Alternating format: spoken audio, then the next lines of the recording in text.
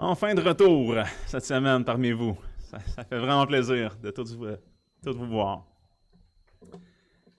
Alors, ce matin, on va voir une prédication qui est tirée d'un texte qu'on avait vu la dernière fois que j'avais prêché à propos de l'incrédulité de Thomas. Et je vais vous avouer que j'avais tellement de choses à dire et à explorer sur ce seul verset-là de Luc 24, 46, que ça se pourrait que cette prédication-là se transforme en deux parties.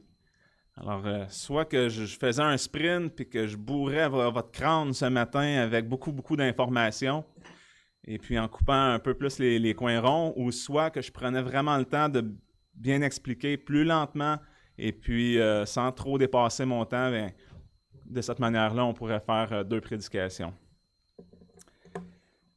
Ce matin, ça va être une prédication assez riche théologiquement parlant, doctrinalement parlant. Et ce qui va être enseigné, bien, il y a bien des théologiens avec leur grand diplôme qui ne savent pas ces choses-là. C'est plate, mais ça ne veut pas dire que parce que quelqu'un a été dans des grandes universités, qui a des diplômes, puis qui prêche devant des stades pratiquement pleins à des milliers de personnes à chaque semaine, que ce qu'il dit, c'est nécessairement la vérité. On le voit aux États-Unis, on dirait que les plus populaires, ceux qui vendent le plus de livres, ce n'est pas nécessairement ceux qui sont les plus orthodoxes théologiquement parlant. Mais nous, à Actonville, ce matin, on va avoir la chance d'avoir un enseignement réformé baptiste comme on doit s'y attendre. Et si vous êtes vraiment bien attentif et que vous comprenez ce que je vais enseigner ce matin, eh bien, je vous assure que vous allez être théologiquement solidement bien fondé. Alors, pour débuter, on va s'attendre à Dieu pour ça, si on veut être éclairé et que tous puissent bien comprendre et retenir surtout ces enseignements et en porter du bon fruit. Alors, on va se courber dans un mot de prière. Très cher Père, vers qui d'autre pourrions-nous nous tourner ici ce matin? C'est toi l'objet de notre adoration, ô Seigneur Dieu. À toi revient toute la louange, toute la gloire. Et c'est pour ça qu'on est ici ce matin, c'est pour t'adorer toi seul, mon Dieu. Toi le seul vrai Dieu. Et on te demande de pouvoir nous bénir, nous éclairer et nous nourrir par ta bonne parole. Alors accompagne-moi dans cette prédication et je te prie d'accompagner chacun de mes frères et sœurs ici ce matin afin qu'ils puissent écouter tout en t'adorant activement. Que ton nom soit élevé, Seigneur. Nous t'adorons. Amen. Alors, la prédication s'intitule « Ainsi fallait-il », une exposition de Luc 24, 46.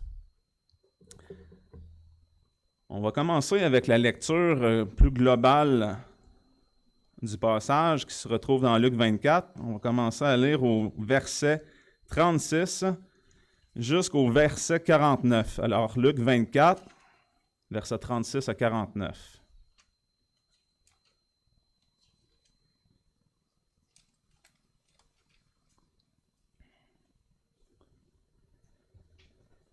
Et comme il disait ces choses, il se trouva lui-même là au milieu d'eux et leur dit, « Paix vous soit. » Et eux, tout effrayés et remplis de crainte, croyaient voir un esprit. Alors, vous avez compris, c'est Jésus qui est apparu après sa résurrection à ses disciples. Et il leur dit, « Pourquoi êtes-vous troublés? Et pourquoi montent-ils des pensées contraires dans vos cœurs? Voyez mes mains et mes pieds. C'est moi-même, touchez-moi et voyez, car un esprit n'a pas la chair et des os, comme vous voyez que j'ai. » Et en disant cela, il leur montra ses mains et ses pieds. Et comme de joie, ils ne le croyaient pas encore et s'étonnaient, il leur dit, « Avez-vous ici quelque chose à manger? » Et ils lui donnèrent un morceau de poisson cuit et un rayon de miel. Et l'ayant pris, il en mangea devant eux. Et il leur dit, « Ce sont ici les paroles que je vous disais quand j'étais encore avec vous, qu'il fallait que toutes les choses qui sont écrites de moi dans la loi de Moïse et dans les prophètes et dans les psaumes fussent accomplis. Alors il leur ouvrit l'intelligence pour entendre les Écritures. Et il leur dit, « Il est ainsi écrit, et ainsi fallait-il que le Christ souffrit et qu'il ressuscita d'entre les morts le troisième jour, et que la repentance et la rémission des péchés fussent prêchées en son nom à toutes les nations, en commençant par Jérusalem. Et vous êtes témoins de ces choses, et voici, j'envoie sur vous les promesses de mon Père. Mais vous demeurez dans la ville jusqu'à ce que vous soyez revêtus de puissance d'en haut. »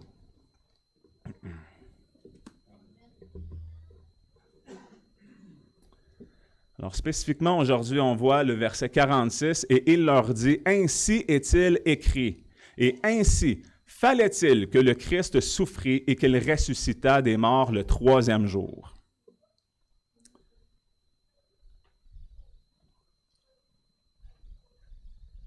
Pardonnez-moi encore une fois, j'ai fait la même erreur que la dernière fois. J'avais inclus le passage à l'écran, puis c'est bon. Tout de suite, Jésus débute avec ceci en affirmant « Ainsi est-il écrit ». C'est que Jésus nous démontre qu'il s'appuie sur l'autorité des Saintes Écritures. Et c'est exactement ce que Jésus a fait aussi lorsqu'il a été tenté dans le désert. On sait, après avoir été baptisé, Jésus a été amené par l'Esprit dans le désert où il a été confronté au diable. Hein?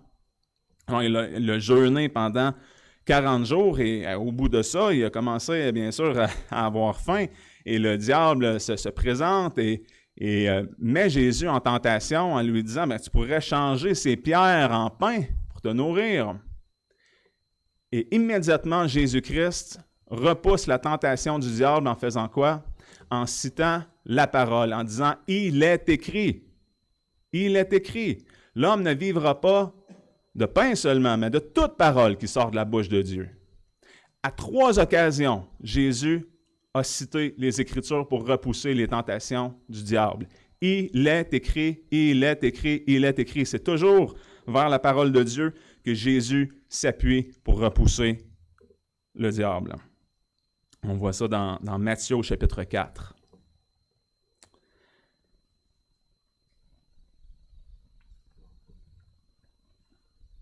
Alors Jésus qui s'appuie toujours sur l'autorité des Saintes Écritures. Lorsque Jésus affirme cela, c'est-à-dire que tout ce qui a été écrit et annoncé dans les Saintes Écritures devait arriver, il affirme la nécessité également d'accomplir les prophéties qui le concernent. En d'autres mots, tout ce qui est écrit, tout ce qui est dit, tout ce que lui a annoncé doit absolument arriver. Ce n'est pas optionnel. Alors, les prophéties ne peuvent pas être modifiées en cours de route. Ce qui a été écrit doit être accompli dans les moindres détails. Puis on voit aussi, lors de son arrestation, Jésus-Christ est avec ses disciples. Et Pierre, l'apôtre Pierre, avait une épée sur lui. Il tire l'épée et il coupe l'oreille de Malchus, le serviteur du sacrificateur. Et Jésus-Christ, lui, tout de suite, reprend sévèrement Pierre en lui disant de ranger son épée. Il a même recollé l'oreille, guéri le serviteur Malchus. Et il lui dit, « Ne crois-tu pas que je pourrais demander d'avoir des légions d'anges pour venir me délivrer, tout ça? » Mais dans Matthieu 26, 54, il poursuit en disant, « Comment donc s'accompliraient les Écritures qui disent qu'il doit en être ainsi? » Jésus avait bien prié pour être fortifié, même que Dieu lui avait envoyé un ange pour le fortifier dans le jardin de Gethsémani. À ce moment-là, il savait qu'il devait être arrêté. Il savait tout ce qui devait venir et qu'il ne devait pas être délivré d'une main humaine à ce moment-là.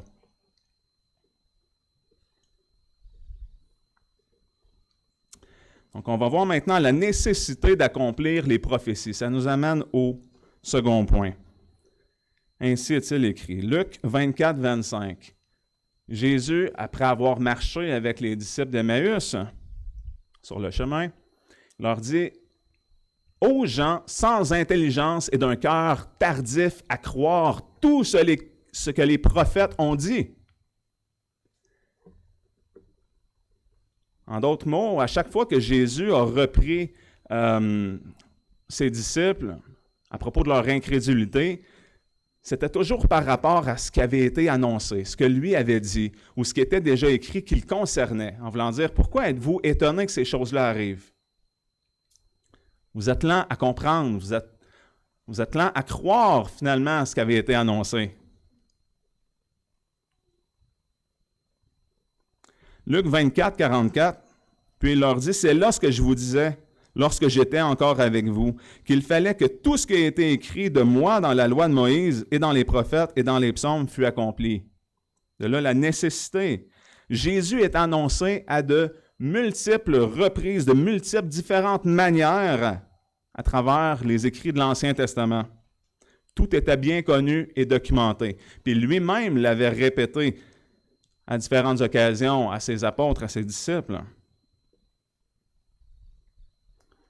La Bible contient plus d'une centaine de prophéties dans l'Ancien Testament qui sont confirmées dans le Nouveau Testament concernant sa vie, sa naissance, son ministère, sa mort et sa résurrection. Alors tout ça a été annoncé et accompli. Pour la souffrance, la mort et la résurrection de Jésus-Christ, il y a plus d'une quarantaine de prophéties et le livre d'Ésaïe à lui seul en contient au moins 15 passages. Le livre d'Ésaïe a été écrit environ 600 ans avant Jésus-Christ. Et fait étonnant, c'est que de nos jours, peut-être déjà au début des années 1900, il y avait des gens qui remettaient en doute peut-être l'exactitude du livre d'Ésaïe en se disant, ben voyons, les prophéties qui concernent Jésus sont tellement précises que ça a dû être trafiqué par après, ça. Alors, tellement le livre d'Ésaïe apportait des prophéties exactes à propos de la vie de Jésus-Christ que ça l'amenait des détracteurs à douter que le livre d'Ésaïe était vraiment authentique et que ça n'avait pas été trafiqué pour faire correspondre les événements avec Jésus-Christ. Mais en 1947, il y a des Bédouins, c'est-à-dire c'est des Arabes nomades qui ont providentiellement découvert dans les montagnes et les falaises, c'est-à-dire qui dominent le nord-ouest de la mer Morte, des manuscrits hébreux et araméens.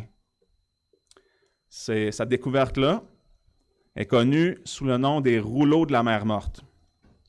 Et puis, il y a eu entre 130 et 200 manuscrits qui ont été découverts à cet endroit-là dans 11 grottes différentes. C'est la plus grande découverte de la région de Qumran. Et il y a des parties de tous les livres de l'Ancien Testament, à l'exception du livre d'Esther, qui ont été découverts là.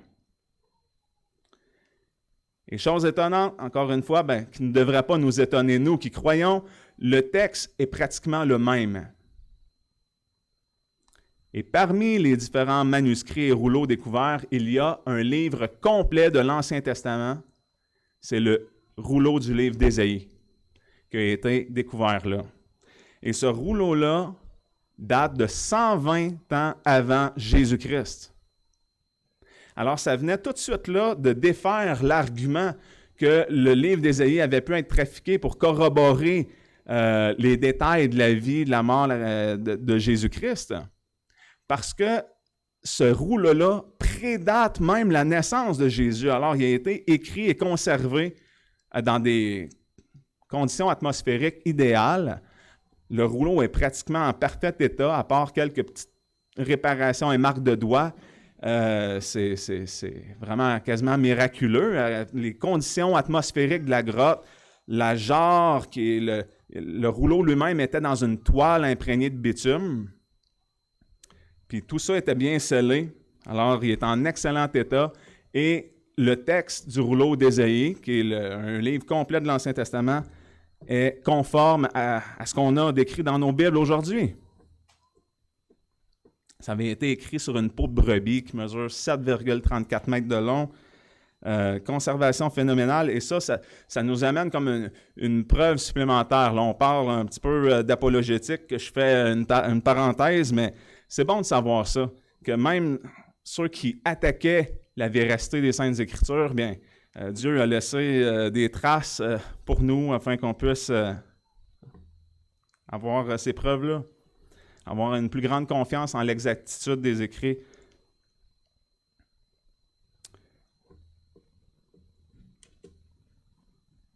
Le prochain point, ainsi fallait-il que le Christ souffrit. Alors, on parle ici du mot Christ. Dans l'Écriture, on voit souvent Jésus-Christ. Jésus-Christ, puis quand on fait référence à Jésus, souvent le mot Christ vient pratiquement coller avec. C'est comme si c'était son nom de famille, mais ce n'est pas le cas. Le mot Christ, c'est un titre. Un titre qui vient du grec, qui signifie « oint », et qui trouve son équivalent dans l'hébreu par le mot « Mashiach », c'est-à-dire le Messie. Et ce terme-là, il vient de la Septante. C'est la version grecque de l'Ancien Testament. D'ailleurs, Jésus a souvent cité et il utilisait lui-même la Septante. Et cet emploi du mot-là était plus caractérisé dans le psaume 2.2 ou Daniel 9.25. Le mot « oint » était principalement d'abord désigné pour le roi d'Israël et ensuite le concept du Messie a été transféré, c'est-à-dire au successeur du trône de David qui était pour être affermi à jamais, donc dans l'alliance davidique. La nécessité que Jésus soit un homme juste. Alors, on voit plusieurs nécessités. Ainsi fallait-il, ça nous montre aussi que Jésus-Christ devait être un homme, et pas nécessairement n'importe quel homme, mais un homme juste. Le catéchisme d'Heidelberg, qu'on a dans, je ne sais pas s'il y en a qui l'ont encore, mais il y a plusieurs années, l'Église réformée baptiste avait fait un document avec plusieurs documents historiques. Il y avait notre confession de foi et plusieurs autres documents. Le catéchisme d'Heidelberg y est inclus dans ça. Alors, un document de 1563 qui nous instruit à la question 16 comme ceci. « Pourquoi Jésus doit-il être un vrai homme et qu'il soit juste? » La réponse, parce que la justice de Dieu exige que la nature humaine qui a péché paie pour le péché.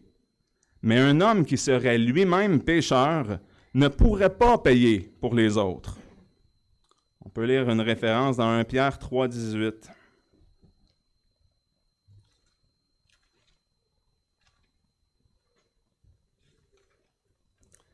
« 1 Pierre, chapitre 3, verset 18. «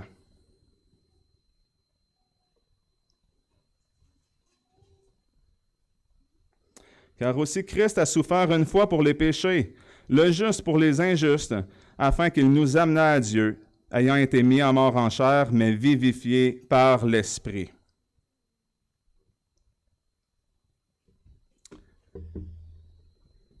La prophétie biblique mentionnait également depuis le proto-évangile qu'on retrouve dans Genèse, en Genèse 3.15. Il y a eu la chute de l'homme, bien sûr, Dieu qui donne les conséquences, finalement, en disant à Adam que tu vas devoir travailler soir de ton front, à la femme qui dit maintenant tu vas enfanter dans les douleurs et ton mari dominera sur toi, et au serpent, qui est le diable, pour lui dire, bien, je vais mettre inimitié entre ta postérité et la postérité de la femme. Et la postérité de la femme va t'écraser la tête et toi, tu lui blesseras le talon. C'est ce qu'on appelle le proto-évangile. Alors, tout cela imaginait, bien sûr, la victoire sur le diable, une victoire définitive. Bien sûr, le serpent qui se fait écraser la tête. On va voir les lectures de Galates, chapitre 4, les versets 3 à 5. Nous aussi, de même, lorsque nous étions enfants, nous étions sous l'esclavage des rudiments du monde. Mais lorsque les temps ont été accomplis, Dieu a envoyé son Fils, né d'une femme. Alors de là, la postérité de la femme. On sait que la postérité, au singulier, c'est Jésus-Christ, né sous la loi, afin qu'il racheta ceux qui étaient sous la loi, afin que nous reçussions l'adoption. Un autre passage très intéressant, c'est Hébreux au chapitre 2, les versets 14 à 18. Puis donc, que les enfants participent de la chair et du sang, il en a aussi de même participé, afin que par la mort, il détruisit celui qui avait l'empire de la mort, c'est-à-dire le diable, et qu'il délivra tous ceux qui, par la crainte de la mort, étaient toute leur vie assujettis à la servitude. Car assurément, il n'a pas secouru les anges, mais il a secouru la postérité d'Abraham. C'est pourquoi il a fallu qu'il devint semblable en toutes choses à ses frères, afin qu'il fût un souverain sacrificateur, miséricordieux et fidèle dans les choses de Dieu, pour expier les péchés du peuple. Car, ayant été tenté dans ce qu'il a souffert, il peut secourir ceux qui sont tentés.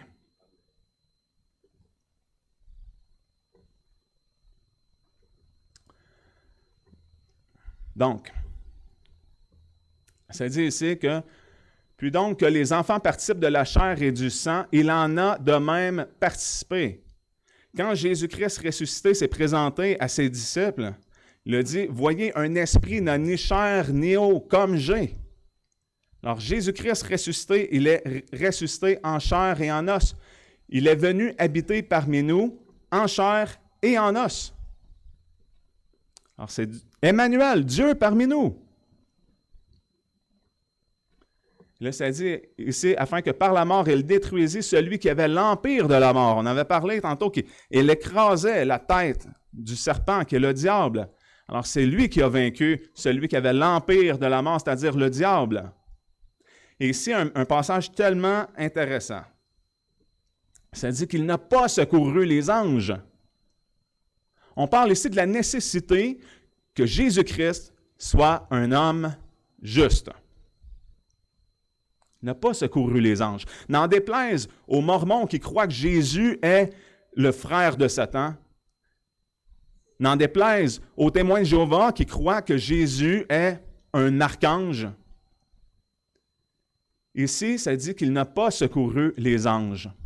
Dans la version King James, je trouve intéressant que ça dit qu'il n'a pas pris la nature des anges. Quand on parle que Jésus-Christ est pleinement un homme, 100% homme, on parle de sa nature humaine. Donc Jésus a une nature 100% humaine. Et on peut dire aussi que Jésus a une nature 100% divine également. Mais là, on va mettre l'accent sur le fait qu'il est un homme juste, qu'il était nécessaire qu'il soit un homme juste. Alors, il n'a pas secouru les anges. Pourquoi? Il n'a pas été fait ange. Il a été fait homme. Et c'est pourquoi il secourt la postérité d'Abraham. Il a été fait homme pour venir secourir des hommes. Il a fallu qu'il devint semblable en toutes choses à ses frères. Jésus-Christ nous ressemble en tout point dans le sens que il a eu faim, il a eu soif, il a éprouvé de la fatigue, il a éprouvé de la tristesse. Quand son ami Lazare est mort, il a pleuré. Il y a eu de l'angoisse. On le sait, ce qu'il a vécu dans le jardin de Gethsémane. Jésus-Christ devait dormir lui aussi. Il a grandi sur cette terre avec tout ce que ça comporte. Ça me fait penser que un prédicateur avait donné cet exemple avec son garçon qui regardait les fourmis par terre, puis il disait « Hey, je me demande qu'est-ce que c'est la vie d'une fourmi, de vivre dans une colonie, puis on les voit tout le temps travailler. » Puis son père lui avait répondu « Bien, pour le savoir, il faudrait vraiment que toi, tu deviennes une fourmi. Sans ça, tu ne pourrais pas pleinement comprendre la vie d'une fourmi. Tu devrais aller habiter parmi eux puis vivre dans la colonie pour comprendre c'est quoi la vie d'une fourmi? Eh bien, Dieu, il n'a pas simplement tout reposé sur sa connaissance en nous disant « Hey, moi je suis omniscient, alors je sais ce que vous vivez ». Il est allé beaucoup plus loin dans son amour. Il est venu habiter parmi nous. Jésus-Christ est un homme. Et c'était nécessaire qu'il soit un homme. Et il peut compatir avec vous et moi, chers frères et sœurs. Jésus-Christ sait ce qu'on vit. Il l'a vécu lui-même. Il a été tenté, on en a parlé tantôt qu'il a été tenté par le diable. Sauf que lui, il était parfait. Il n'a jamais péché. Ça nous amène au point suivant, c'est-à-dire que Jésus-Christ est le deuxième et le dernier Adam. On va lire 1 Corinthiens 15, verset 45 et le verset 47. Suivant qu'il est écrit, « Le premier homme, Adam, était une âme vivante, mais le dernier Adam est un esprit vivifiant. » Alors, le premier homme, Dieu a créé un homme à partir de la poussière de la terre. C'est Dieu qui a insufflé la vie en lui. Mais le dernier Adam, Jésus-Christ, est un esprit vivifiant. Jésus, la parole de Dieu nous dit qu'il a la vie en lui-même. Il est la vie. Il a le pouvoir de la donner. Le premier homme, le verset 47, le premier homme étant de la terre est terrestre. Et le second homme, le Seigneur, est du ciel. Alors, toute l'humanité se résume à ça. Hein? On est tous des descendants d'Adam. On est dans le premier Adam qui a chuté, qui a péché. Et là vient Jésus-Christ, qui est le second Adam. Pourquoi le second Adam? Parce qu'il n'y en a pas eu d'autre entre Adam et Jésus. Puis c'est aussi le dernier Adam. Pourquoi? Parce qu'il n'y en aura pas d'autre non plus après lui. Alors, soit on est en Adam ou soit on est en Jésus-Christ. Romains 5,12. C'est pourquoi, comme par un seul homme, le péché est entré dans le monde, et par le péché, la mort, de même, la mort s'est étendue sur tous les hommes parce que tous ont péché. En Romains 3,23, tous ont péché et sont privés de la gloire de Dieu. Tous ont péché. Romains 5,14. Néanmoins, la mort a régné depuis Adam jusqu'à Moïse, même sur ceux qui n'avaient point péché par une transgression semblable à celle d'Adam, qui est la figure de celui qui devait venir. Et Romains 5, 18 et 19. Ainsi donc, comme un seul péché a valu la condamnation à tous les hommes. Et quand on parle du seul péché qui a valu la condamnation à tous les hommes, c'est le premier péché. Dieu avait placé Adam et Ève dans le jardin d'Éden pour s'occuper du jardin. Il leur avait donné la permission de manger de tous les arbres du jardin, à l'exception d'un seul, l'arbre au centre du jardin, la connaissance du bien et du mal, en disant, de ce fruit-là, vous n'en mangerez pas. Mais le diable était venu, il a commencé par faire douter. Hein? Dieu a-t-il vraiment dit cela? Une fois que le doute est installé, vient le mensonge.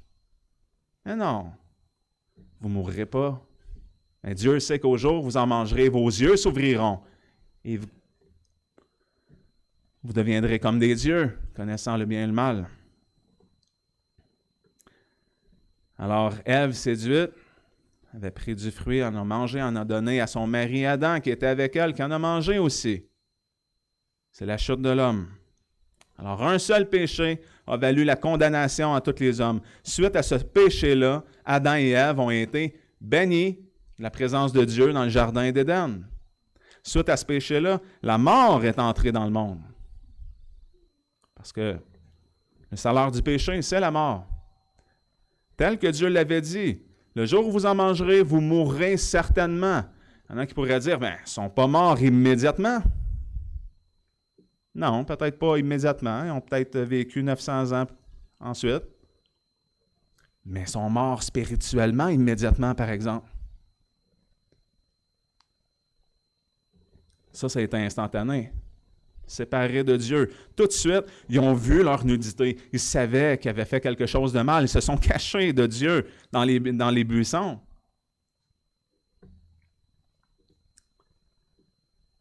On avait entendu, il y a quelque temps, notre frère Sylvain prêcher sur Nicodème, qui était allé voir Jésus de nuit. Et Jésus lui expliquait, hein, il faut que tu naisses de nouveau pour voir le royaume des cieux. Et Nicodème, lui, ne comprenait pas. Il pensait de manière terrestre, physique, charnelle, comment est-ce qu'un vieil homme comme moi pourrait rentrer dans le sein de ma mère? Jésus dit, tu ne comprends rien? Hein? Ça vient de l'esprit. Parce que la nouvelle naissance, c'est une résurrection spirituelle. On est tous morts spirituellement en Adam, on doit naître de nouveau. C'est pour ça que Jésus dit, tu dois naître de nouveau pour voir le royaume des cieux.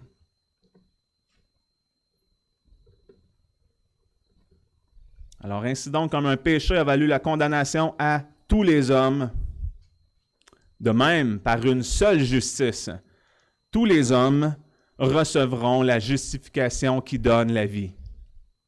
Car comme par la désobéissance d'un seul homme, plusieurs ont été rendus pécheurs, c'est tous notre cas, ainsi par l'obéissance d'un seul, savoir Jésus-Christ, plusieurs seront rendus justes. Donc l'argument de Paul ici commence par cette affirmation-là, que le premier Adam, que par le premier Adam, le péché est entré dans le monde. Puis là, il ne parle pas de péché au pluriel, si vous remarquez, mais péché au singulier. D'ailleurs, quand Jésus se présente pour se faire baptiser et que Jean le Baptiste voit Jésus s'avancer au loin, il s'exclame « Voici l'agneau de Dieu qui ôte le péché du monde. » Dans ce sens, le péché n'est pas un acte de désobéissance particulier dans ce passage, mais plutôt la propension inhérente à l'injustice. Alors, quand on parle de nature pécheresse, on en a parlé dans le catéchisme ce matin. Alors, il s'agit d'une nature pécheresse qu'Adam a acquise à cause de sa première désobéissance. Et Adam l'a transmise. Il a transmis une nature pécheresse à toute sa descendance, sa postérité. Alors, de même qu'Adam a légué sa nature physique à sa descendance, il leur a aussi légué une nature spirituelle corrompue, c'est-à-dire qui est désormais dominée par le péché. Dieu a fait des hommes une race procréatrice, c'est-à-dire qu'on se reproduit. Alors, on transmet à nos enfants, aux générations subséquentes, des attributs physiques, psychologiques, mais aussi spirituels. Donc, Adam représente toute l'humanité. Quand Adam a péché, c'est vous et moi, toute l'humanité, qui a tombé avec lui dans le jardin. C'est comme si on était présent avec lui. On partage la culpabilité de son premier péché. Pensez pas que vous auriez résisté à ne pas manger du fruit défendu. On aurait tous fait la même chose. On serait tous tombés. Et parce que son premier péché l'a changé dans sa nature intérieure, en lui procurant une mort spirituelle instantanée, cette nature dépravée est aussi transmise à toute sa postérité.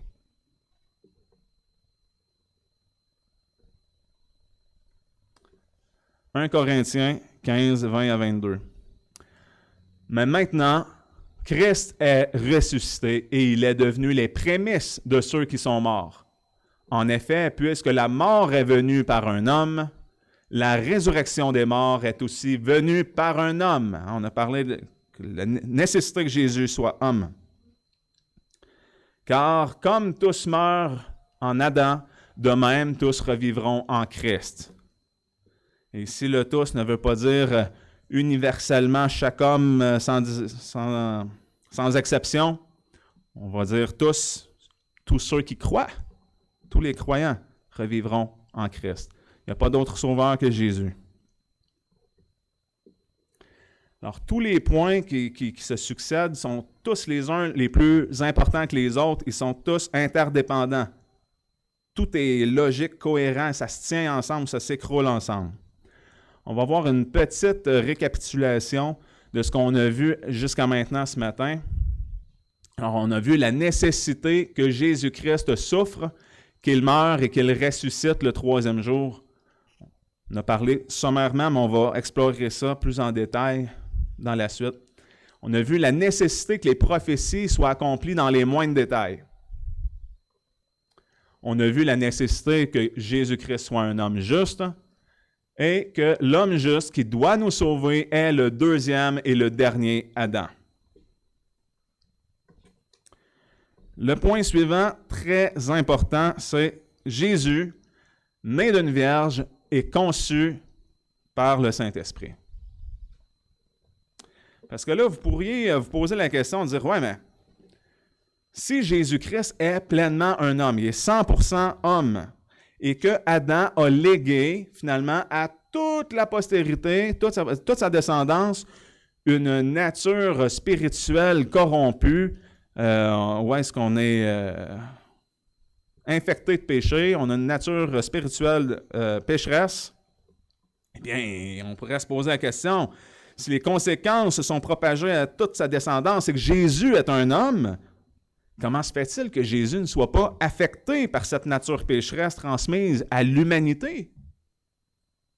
C'est quelque chose d'intéressant à explorer.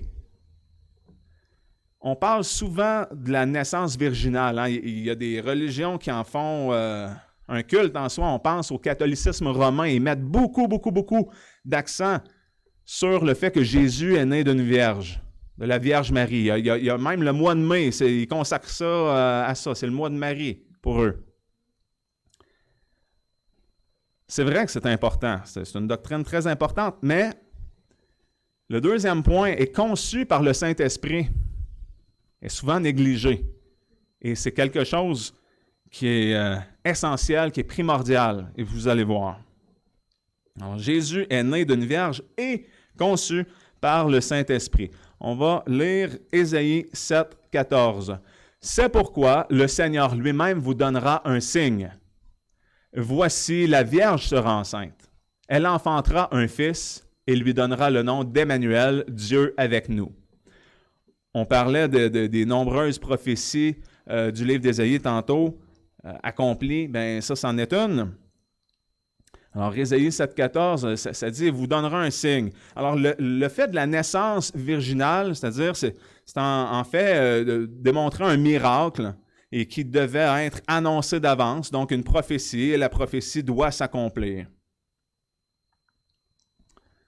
Luc 1, versets 26-27, ainsi que 34-35. « Or, au 6e mois, Dieu envoya l'ange Gabriel dans une ville de Galilée, appelée Nazareth, à une vierge fiancée à un homme nommé Joseph, de la maison de David.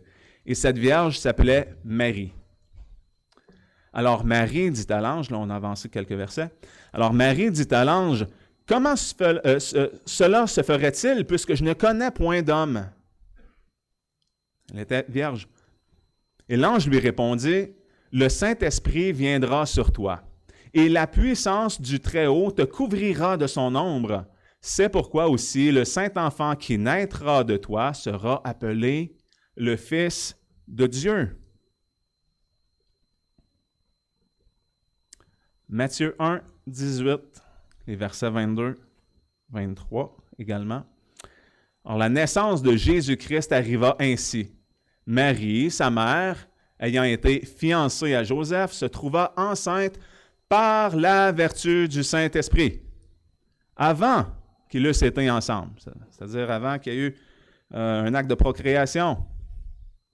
Or, tout cela arriva afin que s'accomplit ce que le Seigneur avait dit en ces termes par le prophète. « Voici, la Vierge sera enceinte et elle enfantera un fils et on le nommera Emmanuel, ce qui signifie Dieu avec nous. » Donc, comme je l'ai expliqué, ces choses-là, l'Écriture nous dit textuellement que ça s'est produit afin que la prophétie s'accomplisse. Comme on avait vu plus tard, la nécessité d'accomplir les prophéties, elle est bien là. Mais il y a un autre point quand même assez intéressant que j'aimerais porter à votre attention. Puis là, on va mettre une petite emphase sur la tournure de phrase. On va regarder le psaume 51,7 ainsi que Romains 9,10. Voilà, j'ai été formé dans l'iniquité. Ça, c'est David qui dit ça. Et ma mère m'a conçu dans le péché.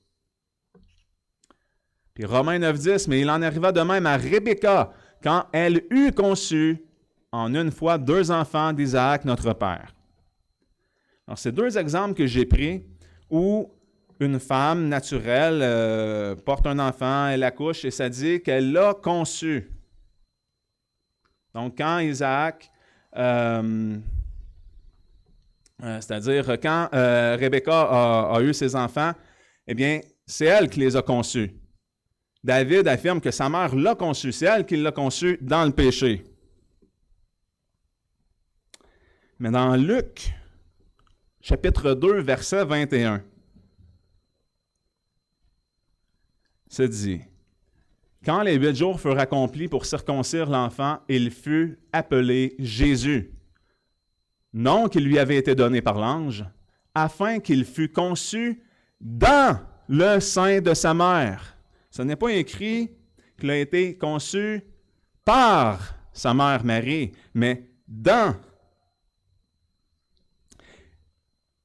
Un autre passage qui est Matthieu 1,20, c'est dit, « Mais comme il y pensait, voici un ange du Seigneur lui apparut en songe et lui dit, « Joseph, fils de David, ne crains point de prendre Marie pour ta femme, car ce qui a été conçu en elle est du Saint-Esprit. » J'aimerais, par exemple, affirmer une chose. Ce ne sont pas toutes les traductions qui l'ont bon. Dans la seconde, la Louis II, elle ne l'a pas. Mais c'est à peu près une des seules. Parce que si on regarde quasiment toutes les autres traductions que j'ai consultées, ça a été bien tourné. Ce qui a été conçu en elle et non pas par elle. Dans la King James, c'est la même chose. Dans la Husserl, la Martin, la Darby, à peu près toutes les traductions de Bible le rendent de la bonne façon. Mais la Louis II, malheureusement, ne fait pas ce petit détail que je trouve tellement important. Parce que ce n'est pas Marie qui a conçu Jésus-Christ, c'est vraiment le Saint-Esprit. Et c'est un détail que je trouve fort pertinent parce que quand on parle justement tantôt que Jésus devait être absolument un homme, que Jésus est le 2e et dernier Adam, eh bien là, on comprend un peu plus l'importance du fait que Jésus est né d'une vierge et conçu par le Saint-Esprit. Alors, ce n'est pas une question de biologie. Il y en a, je sais, qui pouvaient dire, si on réussissait à créer, exemple, en laboratoire, un bébé avec juste de l'ADN femelle des deux bords, est-ce que ce bébé-là n'aurait pas de nature pécheresse? Non, on parle quand même d'une transmission spirituelle. Mais cette transmission spirituelle-là, la Bible nous affirme qu'elle provient d'Adam. Et Jésus-Christ, lui, n'en a pas été affecté parce qu'il a été conçu par le Saint-Esprit. Alors, ça, c'est important. Et ça dit, c'est pourquoi il sera appelé le Fils de Dieu. Puis ça nous amène finalement au point suivant, qui est la nécessité que Jésus-Christ soit Dieu. On a vu qu'il devait être homme, 100% homme, mais il est aussi 100% Dieu, simultanément. On parle ici d'union hypostatique de Jésus-Christ, c'est-à-dire qu'il y a une seule personne. On croit à un Dieu trinitaire, Dieu le Père, Dieu le Fils, Dieu le Saint-Esprit.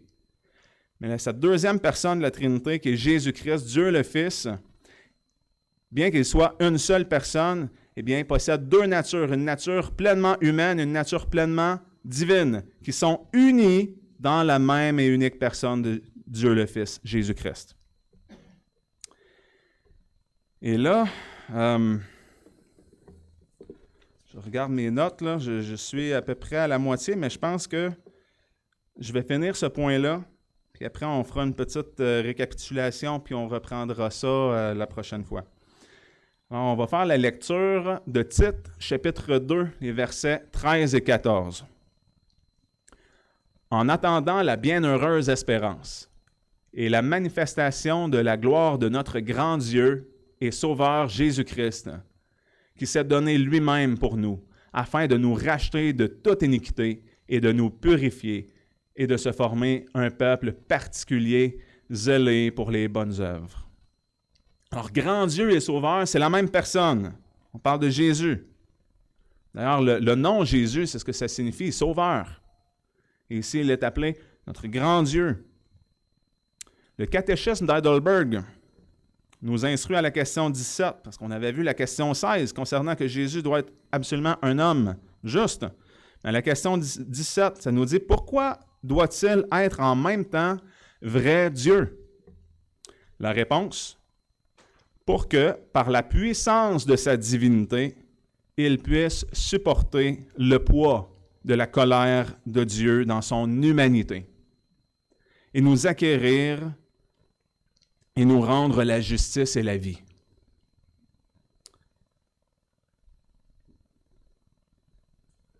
Donc Jésus devait être Dieu afin de pouvoir supporter la colère divine, parce qu'il serait impossible qu'un simple humain puisse supporter et satisfaire pleinement la colère de Dieu.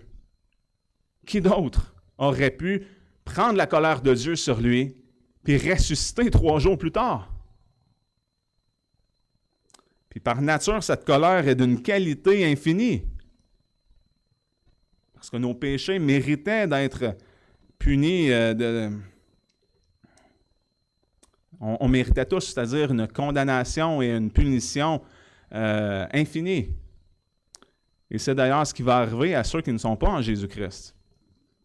La punition ne se terminera jamais. Alors, pour supporter le poids de la colère, il est essentiel que notre Sauveur soit divin, pleinement Dieu. Mais aussi, pour satisfaire cette colère-là, il devait offrir un sacrifice d'une valeur qui plaisait à Dieu d'accepter. Alors, on parle aussi de valeur. Jésus-Christ a une valeur infinie. Comme notre punition était infinie, bien, pour être capable de payer cette dette-là, il nous fallait un sang précieux d'une valeur infinie, équivalente. Personne d'autre que le Fils de Dieu aurait pu payer une telle dette.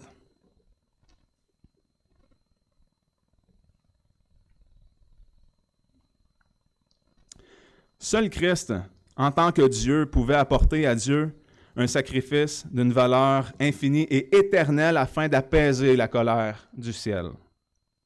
Et en vertu de sa nature divine, il est capable de gagner pour nous la vie éternelle et la faveur de Dieu. Et enfin, la divinité du Christ signifie qu'il est capable d'être ressuscité des morts après avoir conquis la mort et donc d'appliquer les bienfaits qu'il a gagnés pour nous. Alors Jésus-Christ a tout accompli en passant 3 jours au séjour des morts ou en enfer selon la traduction qu'on veut en faire. Et ensuite, il est ressuscité tel qu'il l'avait annoncé. Il a conquis la mort et il a vaincu celui qui avait l'empire de la mort, le diable, et il est ressuscité. Et ça nous donne aussi une assurance que lui qui a la vie en lui-même, eh bien, il va aussi nous ressusciter au dernier jour, pour tous ceux qui sommes au bénéfice de ce qu'il a acquis pour nous. C'est-à-dire, non seulement Jésus est mort pour nous, mais il a aussi vécu pour nous, de sorte à ce que sa vie parfaite, il peut nous l'accréditer à notre compte. Sa justice nous est imputée. Et c'est pour ça que la colère de Dieu ne demeure pas sur les enfants de Dieu, parce que Jésus-Christ l'a pris sur lui. C'est glorieux, l'Évangile. C'est que Dieu n'a pas simplement discarté nos péchés, il en a payé le prix. Il nous a donné sa justice parfaite. On l'a lu ce matin, il n'y a rien de souillé qui va entrer dans le royaume des cieux. Rien de souillé. Mais gloire soit rendue à Dieu parce que Jésus-Christ, lui, a vécu une vie parfaite que vous et moi n'aurions jamais été capables de vivre. Et elle nous est créditée. Alors Jean-François, je te demanderais peut-être d'avancer le slide numéro 58 parce qu'on est rendu près à la moitié, puis je vois qu'il me reste pratiquement plus de temps. Alors on va reprendre là la prochaine fois. Alors la slide numéro 58 pour faire juste une brève récapitulation, puis on va voir aussi ce qu'on va voir lors de la prochaine prédication.